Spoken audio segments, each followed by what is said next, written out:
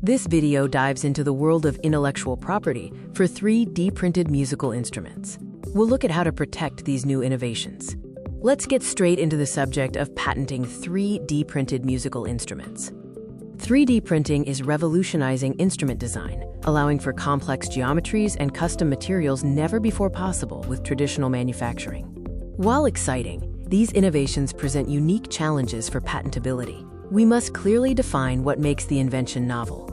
A key distinction is whether you are patenting the method of manufacturing the instrument or the resulting product itself.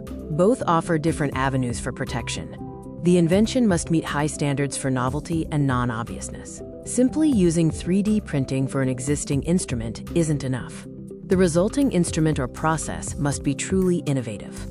Numerous companies have successfully navigated these challenges, securing patents for unique acoustic properties or structural advantages enabled by 3D printing. If your innovation is aesthetic, a unique ornamental design made possible by 3D printing, a design patent is the route to pursue. For functional improvements, such as enhanced sound quality or a novel internal structure, a utility patent provides broader protection for how the instrument works. The convergence of music technology and intellectual property is rapidly evolving. Expect continuous new challenges and opportunities as these technologies advance.